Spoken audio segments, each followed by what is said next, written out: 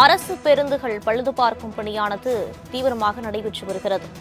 தமிழ்நாட்டில் இதுவரை 839 பேருந்துகள் பழுது பார்க்கப்பட்டு இயக்கப்பட்டு வருவதாக போக்குவரத்து கழகம் சார்பாக அறிவிப்பு வெளியிடப்பட்டிருக்கிறது. அண்மை செய்தியாக பார்த்து வருகிறோம்.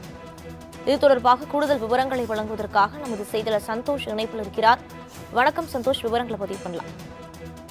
வணக்கம் வினிதா. தமிழக அரசு போக்குவரத்து கழகம் சார்பில் இயக்கப்பட்டு வரக்கூடிய பேருந்துகளின் எண்ணிக்கை தொடர்ச்சியாக அதிகப்படுத்தி வருவதாகவும் அதனை பழுது பார்க்கக்கூடிய பணி என்பது தீவிரப்படுத்தி வருவதாகவும் போக்குவரத்து கழகம் சார்பில் தற்போது தகவல் ஒன்றை வெளியிட்டிருக்கின்றனர். குறிப்பாக நாளொன்றுக்கு மட்டுமே 1.26 கோடிகள் பயன்படுவதாகவும் இதன் மூலம் பேருந்துகள் தொடர்ச்சியாக இயக்கப்பட்டு வருவதாகவும் அந்த தகவலின் அடிப்படையில் தெரிவித்திருக்கின்றனர்.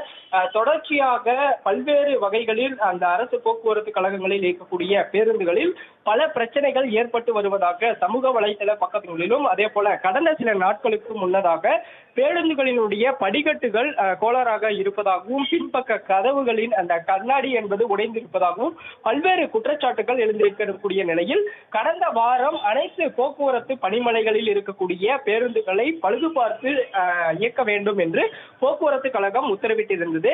அதன் அடிப்படையில் தொடர்ச்சியாக இந்த பழுது பார்க்கக்கூடிய பணி என்பதும் தீவிரப்படுத்தி இருந்தது. இந்த நிலையில் இன்று இதுவரையிலுமே 839 பேருந்துகள் பழுது பார்க்கப்பட்டு இயக்கப்பட்டு வருவதாகவும் மேலும் பழுது பார்க்கக்கூடிய பணிகள் என்பது தீவிரப்படுத்தி வருவதாகவும் தற்போது தகவல்கள் தெரிவித்திருக்கின்றன.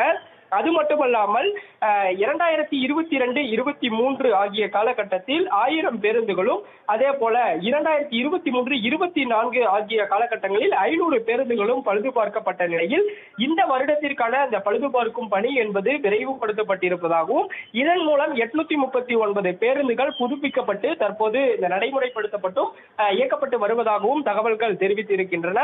தொடர்ச்சியாக இது மட்டுமல்லாமல் கடந்த வருடத்தை ஒப்பிடுகையில் 29 உயிரிழப்புகள் குறைவாகி இருப்பதாகவும் தற்போது போக்குவரத்து கழகம் சார்பில் தெரிவித்திருக்கின்றனர்.